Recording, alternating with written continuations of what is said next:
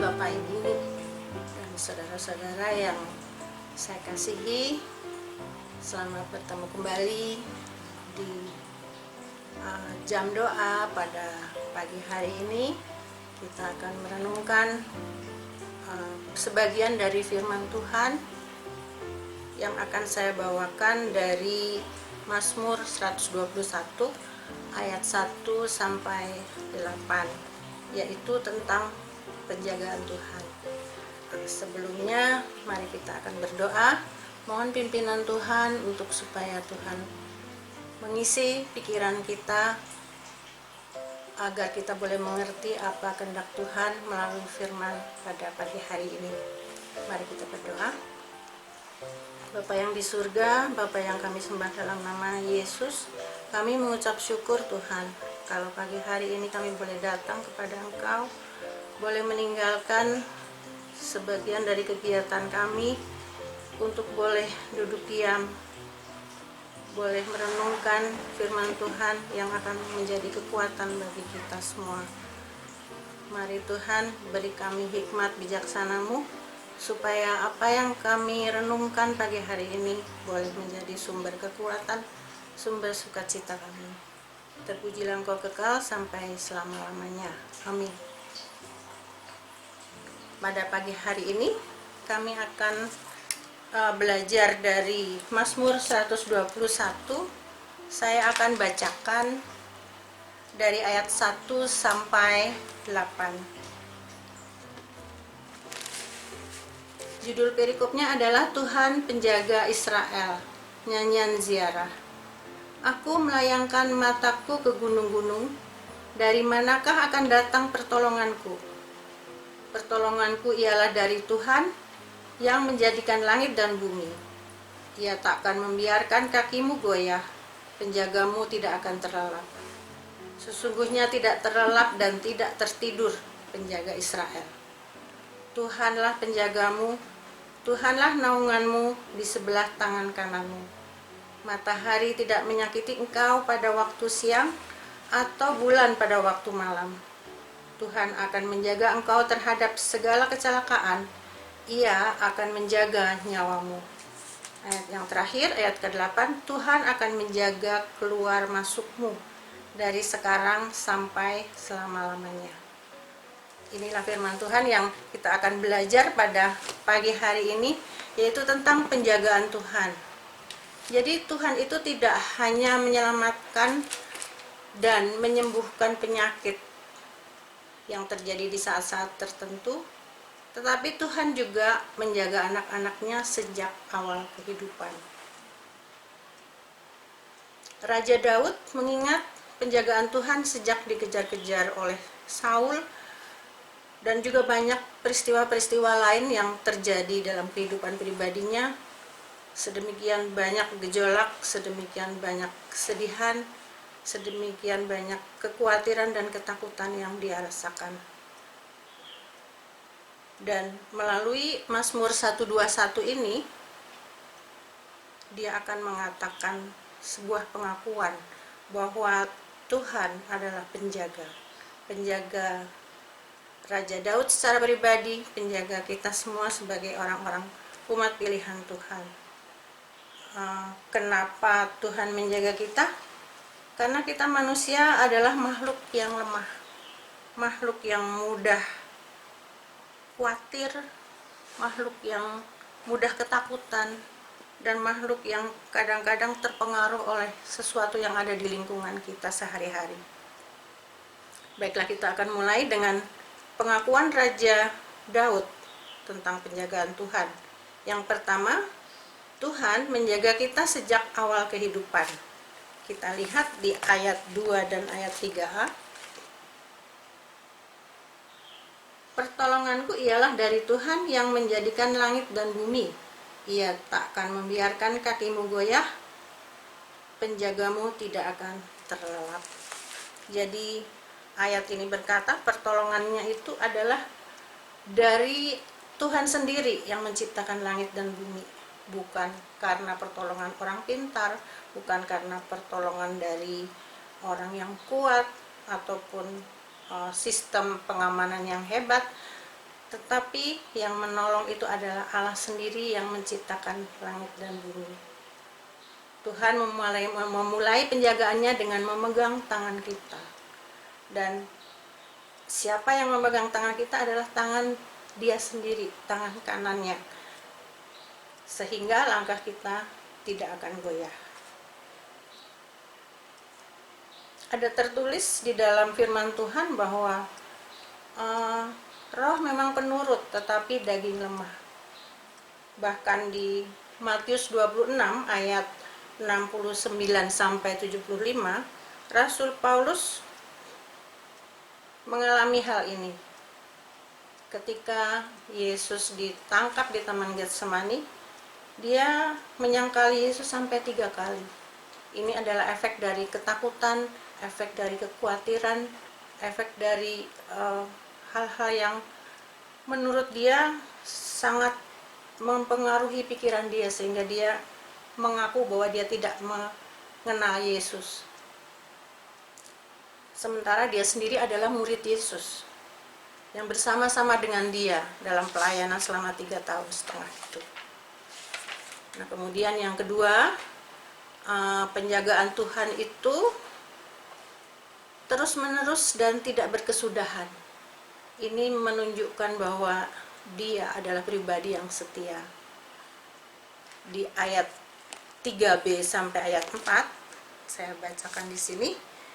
Penjagamu tidak akan terlelap, sesungguhnya tidak terlelap dan tidak tertidur penjaga Israel. Ini sebenarnya kalau kita mau renungkan sangat hebat ya, penjaga yang tidak akan tidur. Di dunia ini semua penjaga, baik satpam, baik pun penjaga di dalam istana atau dimanapun, pasti mengalami lelah, mengalami ketiduran, mengalami pergantian penjagaan dan lain-lain. Tetapi Raja Daud menyaksikan bahwa penjagaan Tuhan yang dia rasakan adalah penjagaan yang terus-menerus. Dia menjaga waktu kita tidur, waktu kita bekerja, waktu dalam perjalanan, saat kita banyak masalah, saat kita sendirian. Tetap Tuhan adalah Allah penjaga kita. Di ayat 6 juga dikatakan bahwa matahari tidak menyakiti engkau pada waktu siang, atau bulan pada waktu malam. Ketika bangsa Israel mengalami perjalanan yang panjang melalui padang gurun melalui padang gurun selama 40 tahun, itu sesungguhnya secara pemikiran manusia itu sangat tidak mungkin dijalani oleh bangsa Israel. Tetapi sungguh penyertaan Allah, penjagaan Allah nyata sekali ketika mereka melalui padang gurun yang sangat menakutkan, banyak temperatur ataupun suhu yang mengganggu. Menurut para ahli, temperatur di padang gurun itu kalau siang itu bisa melebihi dari 50 derajat Celcius. Itu seperti kalau kita menaruh telur, mungkin telur itu akan matang ya, karena saking panasnya. Nah, ketika bangsa Israel masuk ke tanah perjanjian itu, pada waktu siang Tuhan menjaga mereka. Tuhan menyertai mereka melalui tiang awan, sehingga udara lagi menjadi lebih sejuk dan dia bisa melanjutkan perjalanannya. Kemudian waktu malam juga itu ada satu temperatur yang sangat ekstrim, di bawah 0 derajat. Itu juga sangat mengganggu, sangat menakutkan, karena disertai juga dengan seperti ada badai pasir dan yang lain-lain. Tetapi firman Tuhan berkata bahwa Dia menyertai mereka melalui tiang api yang hangat, sehingga dia tidak merasakan kedinginan dan tidak merasakan ketakutan waktu mereka harus berjalan di tengah malam. Kita sudah belajar dua sistem penjagaan, yaitu Tuhan menjaga sejak awal kehidupan, yang pertama tadi. Kemudian yang kedua, Tuhan menjaga kita terus-menerus dan tidak berkesudahan. Kemudian yang ketiga, Tuhan menjagai kita dari hal-hal duniawi yang ada di sekeliling kita. Misalnya menjaga kita dari kecelakaan, dari bahaya, dari kehilangan pekerjaan, dari kelaparan. Tetapi kasih Tuhan bahkan di sini di ayat 7 dikatakan bahwa Tuhan akan menjaga engkau terhadap segala kecelakaan.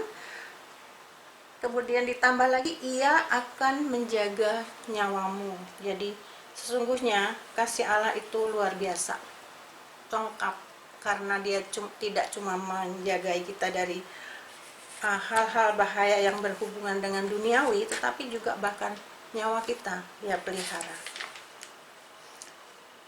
Beberapa contoh yang akan saya sampaikan ketika Tuhan menjagai Daniel dari suatu peristiwa ketika dia dimasukkan ke dalam gua singa. Allah sendiri yang mengirim malaikat-malaikatnya ke dalam gua singa untuk mengatupkan mulut singa-singa tersebut. Dan terpujilah nama Tuhan, Daniel selamat dari terkaman singa-singa tersebut. Kemudian juga ada satu kisah dari Nabi Elisa yang dikepung pasukan musuh. Ternyata ketika Tuhan sendiri mencelikan matanya, dia melihat bahwa ada banyak sekali kuda dan kereta berapi yang memenuhi gunung. Mereka semua melindungi Elisa dari kepungan musuh. Itulah bukti bahwa Allah sendiri adalah Allah penjaga. Kita dijagai dari hal-hal yang kadang-kadang kita tidak mengerti, tetapi penjagaannya adalah sempurna.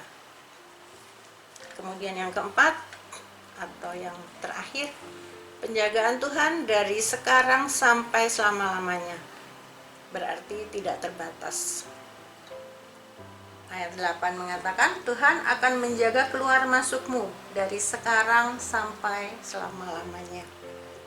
Jadi berarti tidak ada batas saat kita hidup di dunia saja, tetapi sampai saat kita semua dipanggil Tuhan, kita pun dijagai.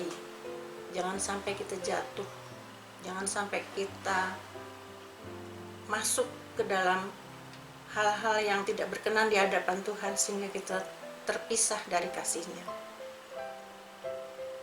Dari Mazmur 121 ini kita belajar melihat, mengakui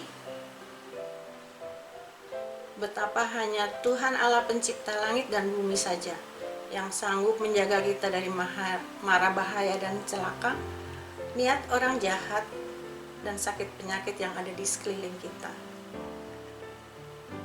Sebagai akhir dari renungan pada pagi hari ini, saya akan kutipkan firman Tuhan yang sangat indah yang menyatakan pemeliharaan Tuhan dan janji Tuhan dari Yesaya 49 ayat 15. Firman ini berkata, dapatkah seorang perempuan melupakan bayinya sehingga ia tidak menyayangi anak dari kandungannya? Sekalipun dia melupakannya, aku tidak akan melupakan engkau. Sungguh sangat indah sekali janji Tuhan. Dia tidak akan melupakan kita semua.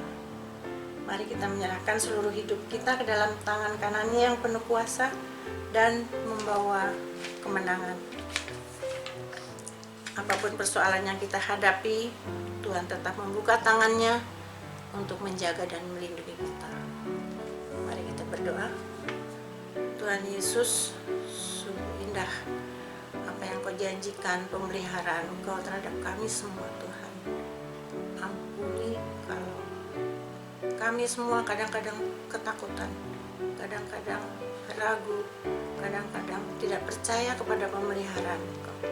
Tetapi firman Tuhan pagi hari ini menyatakan bahwa perlindungan Tuhan, penjagaan Tuhan terhadap kita semua adalah sempurna. Terima kasih Tuhan Yesus untuk hikmat-Mu. Terima kasih untuk pelajaran dan juga pengajaran Engkau pagi hari ini. Hanya di dalam nama-Mu yang penuh kuasa, kami berdoa dan mengucap syukur. Amin.